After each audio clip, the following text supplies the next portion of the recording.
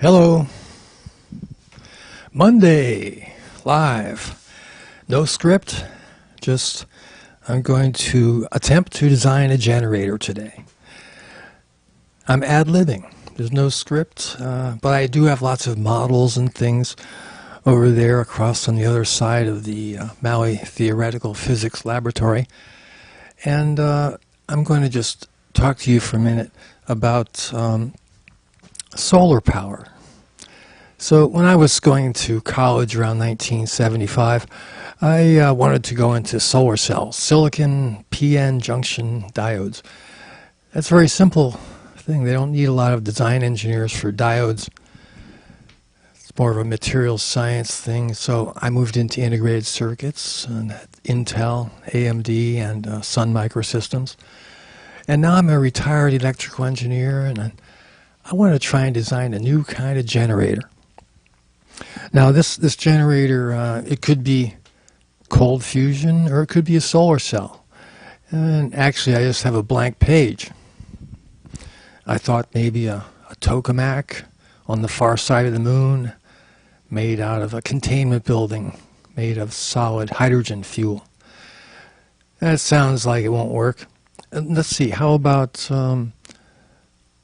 electron-guided fusion, where the new information I provided about electron-proton pairing could somehow be used to guide fusion in something, maybe a solid-state block of a material. And actually the heat generated from that would have to be absorbed somewhere and used. And unless it's not heat we're looking for, but merely a shifting of electrons from one place into a wire, a copper wire someplace. So copper is a good metal for conducting electricity, but also lithium is a good metal. You could make a generator out of lithium wires, a coil, say an electromagnet. If it's cold enough, you could generate electricity with that. And the thing is that lithium, of course, only has 3 protons, so it couldn't have a proton ring, as far as I can tell. Sure, you could have 3 protons in a tiny ring, but according to my theory, protons form lines of protons, and there is no ring inside lithium metal nucleus. However, you can make a ring of a wire and make electromagnetic with 100 rings and 100 loops. And the electrons flow one way and the protons stand still. Now let's compare that to iron, in which you don't need coils of copper or lithium. You already have proton rings in the iron nucleus, and a current spins around in that. So let me turn around the camera so you can be reminded of what the proton rings look like.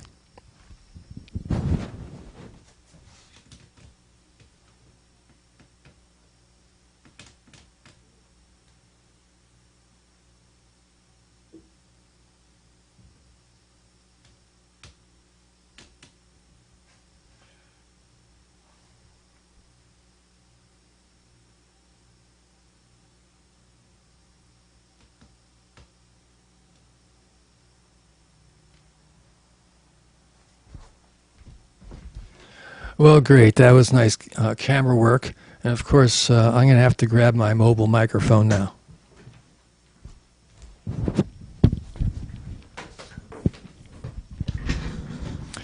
All right. Got my mobile mic here. The mobile Shure microphone. And I can rotate iron around here so you can see some of the rings of protons here.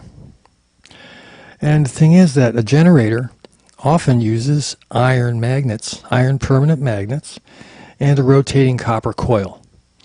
And other types of generators could just have 2 copper coils rotating against each other so that you're not actually using iron.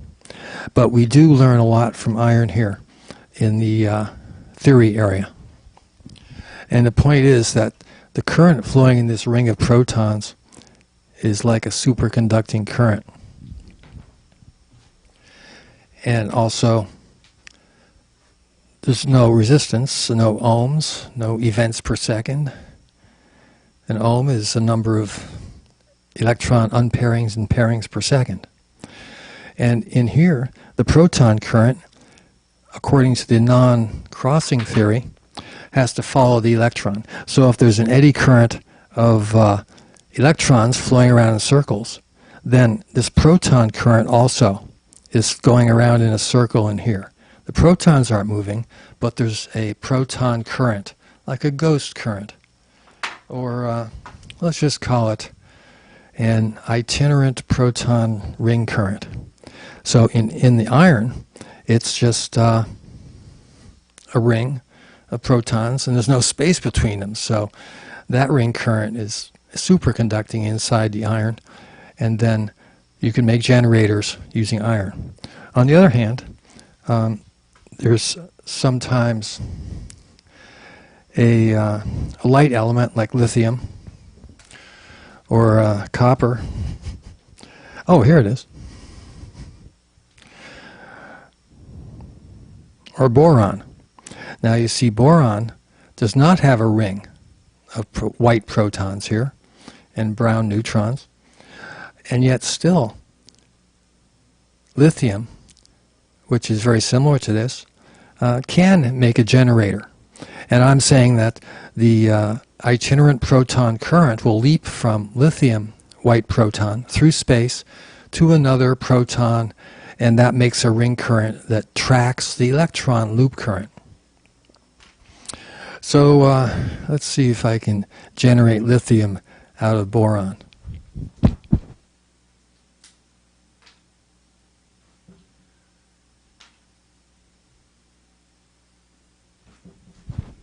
Hey, there's lithium-6.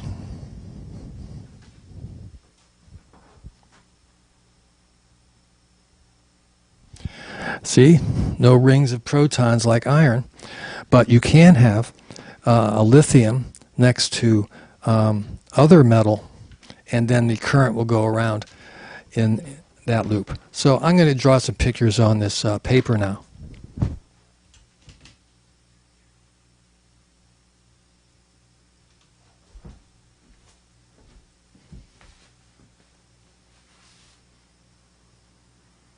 I'll get my red pen ready.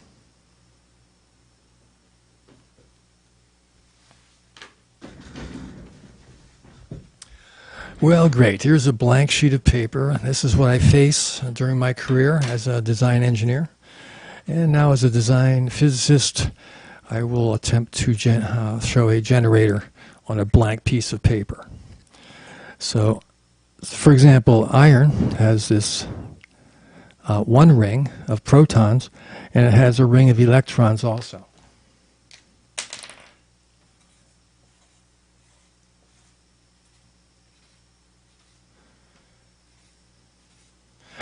So in this ring of 12 protons here in the red, that's all connected to 12 electrons.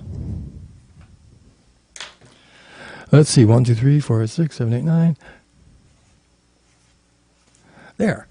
So on the non-crossing theory then, there's a pair line connecting each proton in iron to each electron in a remote bar magnet, some place far away.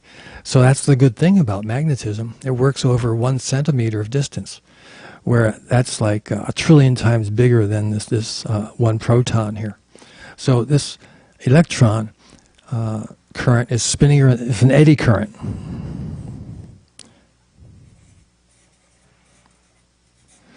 Eddy current. And the proton has a co-eddy current. And that's going the same way. And now the protons aren't moving. And that is the key bit of learning that enables me to describe the copper generator or lithium generator without any rings of iron anywhere. And no superconducting current is necessary because there's an itinerant current. Instead of this red here, you could have like platinum nucleus does not have two rings. However, it does have a hook shape. And that it makes it a catalyst, and that there's an itinerant current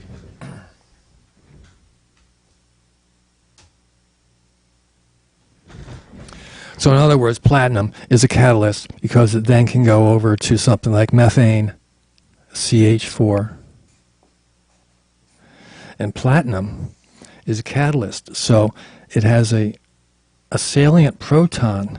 It creates an itinerant current that goes over to CH4 molecule, and it breaks it up and sets it on fire as a catalyst without this proton actually being consumed.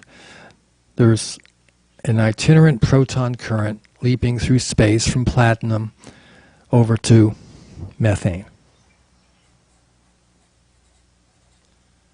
Itinerant.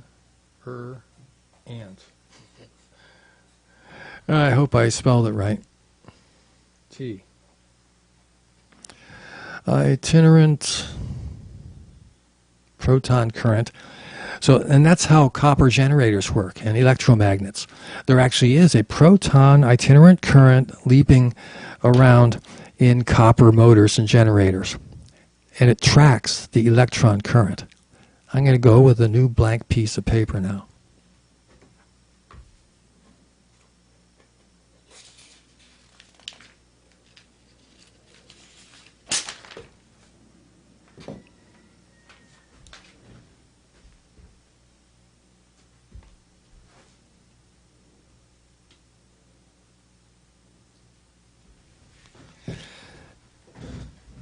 All right, so now I showed you how iron can affect electromagnets. Now I'm going to show you how a coil of copper can affect a coil of copper with proton itinerant currents as a new concept in physics, which is based on the knowledge of iron. So suppose we have a copper coil here, and a copper coil over here. And we pass a current through it of, so the red is all these nuclei, but there's also an electron current that's flowing through the copper coil. Now at the same time, there's also a proton current flowing the same way because of the non-crossing law. And same thing goes for the remote electrons. That there's some remote electrons over here that are moving because of induction, because there's a current over here, and this proton current is paired with these electrons remotely.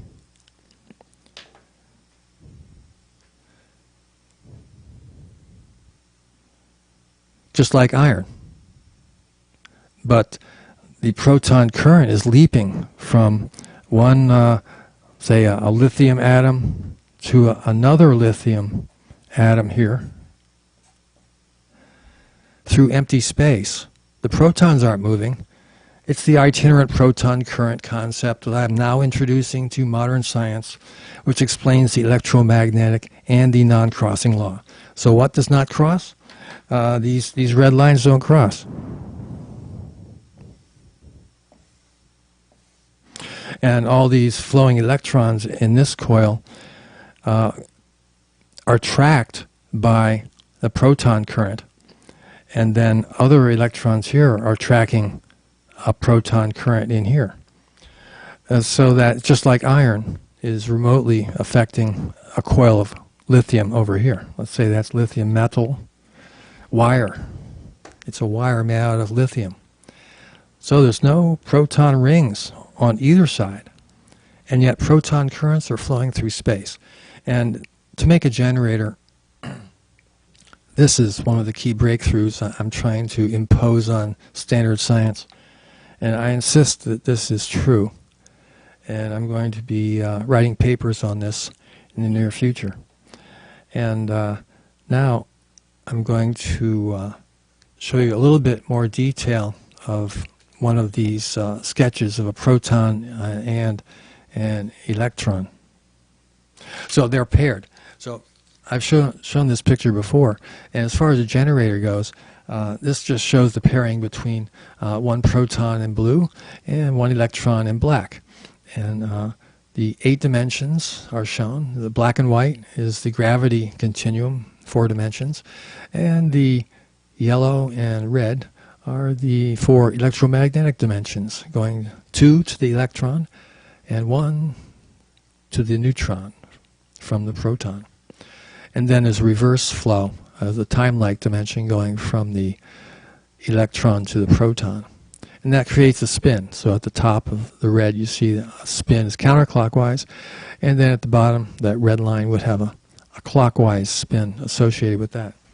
And spins have different hierarchies in which standard science doesn't recognize that. They kind of use the word spin as angular momentum-like. But there's this small spin I'm showing you here in the pairing, but there's also a larger spin going on in other situations beyond this. So let's talk about other types of generators.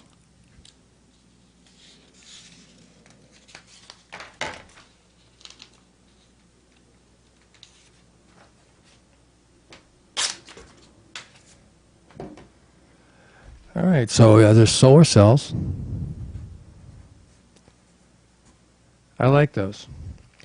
If we could just use solar cells to split water apart with a catalyst, that would be great. Then we could have hydrogen produced from solar reactions using a catalyst that's not platinum.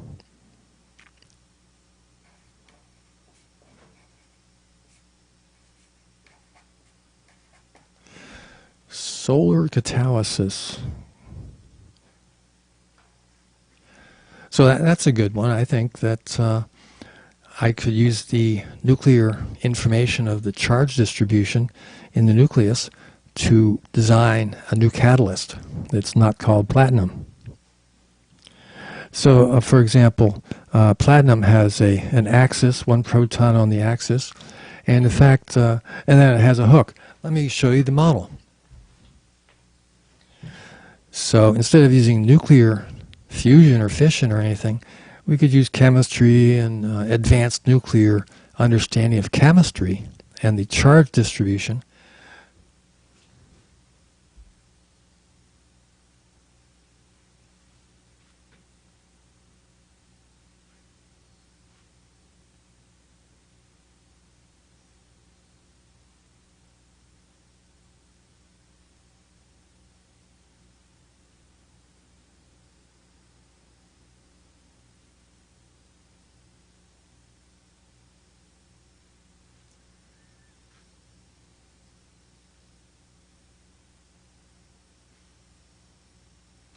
All right, I got lined up almost right now. So here's platinum, nucleus, and the brown is protons, and the white are neutrons. Oh, we got a little fission going on there.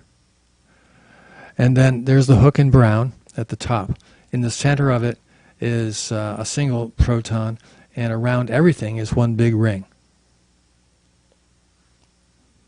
So there's the brown hook. I'm going to draw a picture of this in about 5 seconds, and a big ring around everything. There's the backside of platinum. Now this is the paragon of catalysts. All you have to do is put platinum near methane, and it could burst into flame at room temperature. So that's a finely divided wire of platinum. So I'll draw the ring now that I just showed you, and the hook.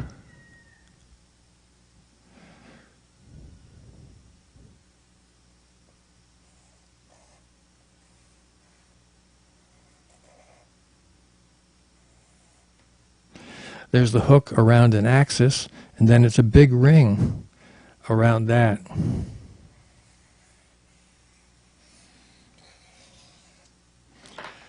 And that's the hook I was trying to show you in this tiny model here. It's hard to focus on.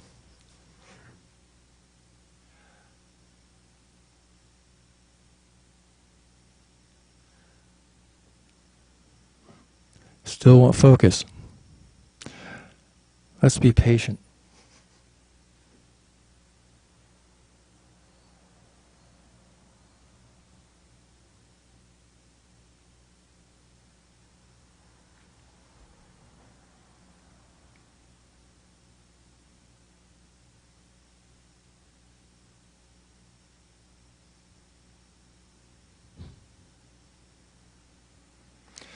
All right, so the hook. Now, since this is the archetypical catalyst shape, let's imagine that in the future I can design a molecule that is like this, but using the itinerant proton current, jumping across from atom to atom, it actually will make this type of shape, and that this will be then chosen to split water apart under solar activities. And this will be clean electricity, not with platinum, but with something much more common, like zinc or lead, some kind of common metal instead of platinum that, when placed in the right kind of molecule, creates this situation of the hook, and it becomes a catalyst for water. So, yeah, let's just go with that for now. Thanks a lot for listening today. I'm going to be looking at my mail right now, see if anyone's been trying to contact me. Nope. No, I see that I'm ready to say bye. And thanks for watching. Bye.